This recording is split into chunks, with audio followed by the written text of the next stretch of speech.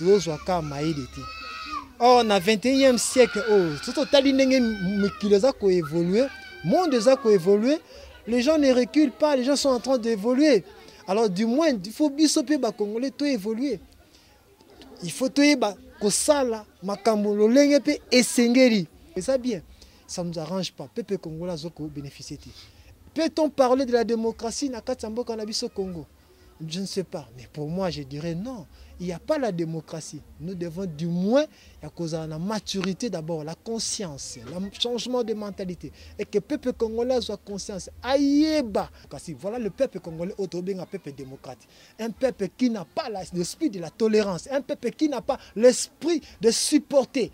Et supportivement même, il n'y a pas. Mais le peuple moko oyo, azali na ba sentiment. Le lot au monde, Makambo et Salmaki en 2016 ou en 2013, à l'époque, il y a présent sortant, il y a un autre vivre le lot. À l'époque, le lot est commis, Moutosoko Lingolo Mabe en Gambo, il y a cash, et commis au comio Moutumabe. So Lingolo Blatiseke dit Mabe, comme Moutumabe. Oui, bonjour Bandeko Balandi.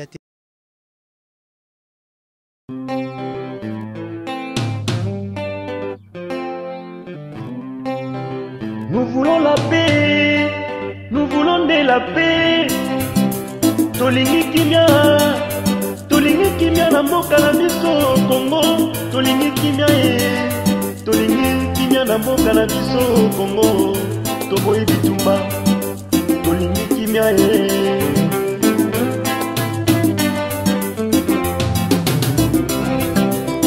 Tolingi kimia na mboka na biso. Mboka na biso Congo Sambe bandela Sunga mboka na biso Congo. Tolembi na bapasi, tolembi na bitumba, tolembi pe banzala, baviole kutu koloba te, bamama na kolela, bapapa na kokima. Congo ya biso Congo mabe ya Nzambe. Congo na biso Congo mabe ya Nzambe. Congo na biso Congo mabe ya Nzambe. Congo na biso Congo mabe ya Nzambe. Tozali bana ya Nzambe, tosambela.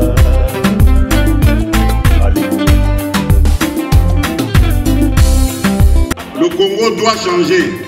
Parce que vous avez un beau pays très puissant, un pays qui peut jouer un rôle énorme au sein de l'Afrique et du monde. Et je vous fais le serment que d'ici la fin de mon mandat, vous allez voir un Congo nouveau.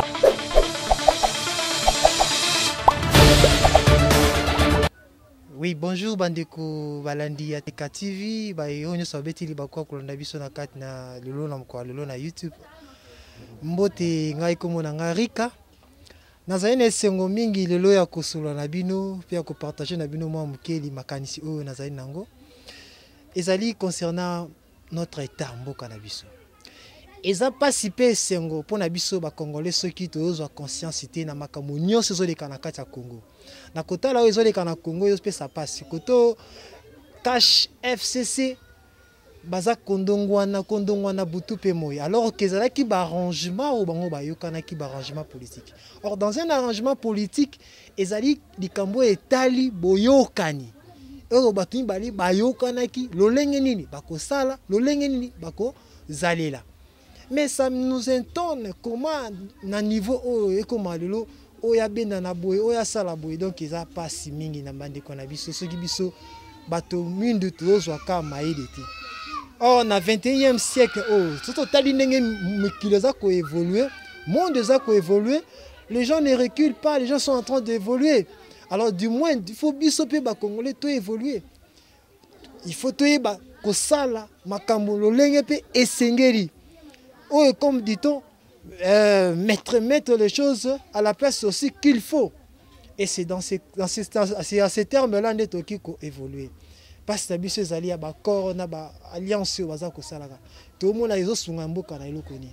Le lot la dollar ndenge mati, le lot la vie est comme cher malgré que tokolobeza Covid, malgré que tokolobeza passo et comme la kibiso. Mais en réalité ba mboka mususu ba milenge la ki na lenge mususu pe ba pepe na bango ba vivre pe malamu pe ba zape kitoko. Est-ce que façon de faire les choses dans le Congo ezali malamu? Est-ce que façon de faire soit la politique dans le Congo est bien? Ça ne nous arrange pas. Pepe Congolais zoko bénéficier. Peut-on parler de la démocratie na katambo kanabiso Congo? Je ne sais pas, mais pour moi je dirais non. Il n'y a pas la démocratie. Nous devons du moins, à cause de la maturité d'abord, la conscience, le changement de mentalité. Et que le peuple congolais soit conscience. Aïeba. Et l'on connaît Sengeli à Kosala. Ou en politique congolais, aïeba, on est baki Kosala pour l'intérêt à peuple. Mais mingi tout le monde a cambiambo cannabis ba osala ba la tande d'intérêt personnel. Ba zo s'enrichir plus, peuple zo s'appauvrir. Peuple za ko s'appauvrir. Na monoko ba zo lever la peuple. Mais en réalité, c'est là où ils allaient à PPT. Ne passe na biso na Congo yangoana. Ne tozo senga na bande konyoso pour que les politiciens va changer, va améliorer façon na bango ko sala makambo. Ils a été qu'un temps bosali bakor na bino bo respecta kande ba une tierce personne na batu ça une groupe ski ya batu mo boto sa bango non. Bosali bakor au nom du peuple. Vous devez travailler aussi pour l'intérêt du peuple. Et yango ndenge moko fachi tango bandaki koloba ke non. Le peuple d'abord. Le peuple d'abord, il y a deux fins. Ils ont la slogan. Pour que le peuple d'abord, il faut la matérialiser. Pour qu'ils la matérialiser, il faut qu'il y ait la volonté politique. Mais quand il n'y a pas la volonté politique, comment cela peut se matérialiser? C'est pratiquement nébuleux. Alors, nous ne pouvons pas toujours continuer à marcher dans Ndengwana. Un état de droit, c'est là où la justice prime. Un état de droit, c'est là où la population, où le peuple est conscient, où le peuple, il a la moralité, où le peuple, il a la mentalité. Mais ce que nous trouvons ou ce que nous vivons, ce n'est pas ce que Oezali Otozo Luka. Peuple congolais, est-ce que c'est un peuple démocrate? Non. Peuple congolais, il y a un sentiment, le peuple congolais, ceux qui le l'ont monté, c'est le malin, s'appelle Ibo. Alors que la démocratie, ce n'est pas ça. Ceux qui peuvent aller qui, Moutouna, Kolingate, le belé mabi. Tant que Tamoni mabi, Kolingate, critiquer. Tant que Sali mabi, Kolingate, reprocher. Ça, ce n'est pas la démocratie. Voilà le peuple congolais, autobé, un peuple démocratique. Un peuple qui n'a pas l'esprit de la tolérance. Un peuple qui n'a pas l'esprit de supporter. Et supportivement même, il n'y a pas. Mais peuple moko oyo, Azali n'a pas sentiment. Le lot, tout le monde, Makambo et Salmaki en 2016 ou en 2013, à l'époque, il y a présent sortant, il y a un autre vivre le lot. À l'époque, le lot est commis, Moutosoko Lingolo Mabe, en Gambo, il y a cash, il commis au comio Moutumabe. So Lingolo Blatiseke dit Mabe, comme Moutumabe. So Lingolo Blakingan Mabe ou Moutumabe. Mais les gens ne veulent pas qu'on puisse critiquer ou parler de mal à Moutumoussous. Moi, je parle sur le fait. Je ne m'attaque pas à la battue. Mais du moins sur le fait. Nous voulons que les choses changent dans le Congo. Et qu'à tous les FCC, à tous les il y a Fachito, Mouta Kabila. Ceux qui vont le dire vous devez accepter sportivement. C'est ça la démocratie. Mais notre peuple, est-ce que le peuple congolais a le lingwana? Ça, c'est point d'interrogation. Notre peuple congolais a le lingwana. Congolais a un sentiment. Il y a trop de sentiments. C'est ce qui bloque là-bas l'avancement et en Bokanabiso. Ceux qui ont des sentiments de l'ongoli, de Tchema Kamounios, Nandirandenge Sengeli, de Tiki Basentima, Nabanzi Mbokanabiso et Kotambola peut évoluer. Parce que Mbokanabiso est un côté. Tous on a des richesses ébélées, tous on a des blocs ébélés aux Zali. Bambi c'est Zali, espace vert les Zali, et matière première les Zali, pétrole les Zali. Mais pourquoi les Congolais tous ont conscience? Nous, la ligne que le peuple congolais soit conscience. Peuple congolais soit conscience. Il est temps que le peuple congolais soit conscience et se réveiller. Aïeba, et l'eau connaît les sengeli, tokoki ko sala, biso peuple. Tous en a bon encore, tous en a bon lingo. Oh, a sali mabe, to dénoncer mabe nae, to mettons à l'écart. To lui quitte la pona malamu et non pona mabe. Na banzi na lengo na nembo ke kotambula. Tata mo konzi Félix, tata na ikansa malamu. Alingi un état de droit. Tata mo konzi a simple personne nae. Il veut un état de droit. Comme il veut un état de droit. Quelles sont les choses que nous devons mettre en place pour qu'il y ait cet état de droit, pour que notre pays soit un état en voie d'un état de droit. Il y a des histoires qu'on devait mettre en place. Oui, que ça, tout ça, un état en voie de développement. Mais tout ça, ils ont ça limité. Aucune initiative, la démocratie, ils ont ça limité. Tout ce monde est en côté. Mais dans mon état de droit, état de droit, ça ce n'est pas ça. Même sur le plan appareil judiciaire, si tu as dit aux les cas, quand tu as la justice aux les cas, tout le monde a un jugement à 2 poids 2 mesures. Si tu as dit le bel au colo, ah non, Azamuto Kinganibo, oh non, Azamuto Yabo. Les choses, dans le lingue, les choses ne vont pas évoluer. C'est dans ce cadre-là, il y a un moment le longai, un peu sur le premier point, il y a notre État sur plusieurs axes aux marchés cannabis. Il y a beaucoup de choses qui ne marchent pas. Malgré faute de temps, mais du moins, je crois que si Dieu nous prête vie, nous quand on a Mozindo, il y a sur la démocratie, même sur l'état des droits, même la façon de gouverner les choses, la façon de gouverner. La même état politicien Nabiso, pourquoi pas le peuple congolais en soi?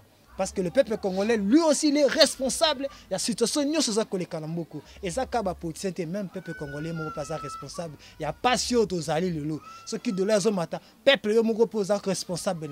Ce qui est souffrir, et ça, quand on politique, et ça, il y a un peuple. Parce que le peuple congolais, on a nous aveuglés, on a nous pongi, le peuple congolais, nous l'a quitté. Il faut que le peuple congolais ait conscience.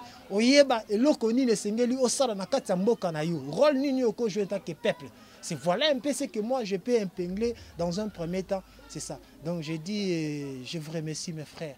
Merci beaucoup.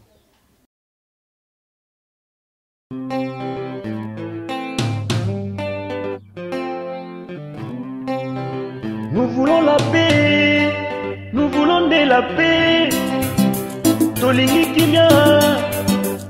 kimia na mboka na biso Congo. Tolingi kimia na mboka na biso Congo. Toboyi bitumba, tolingi kimia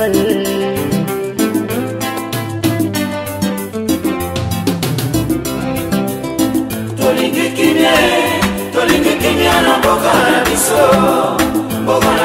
Congo Sange bandela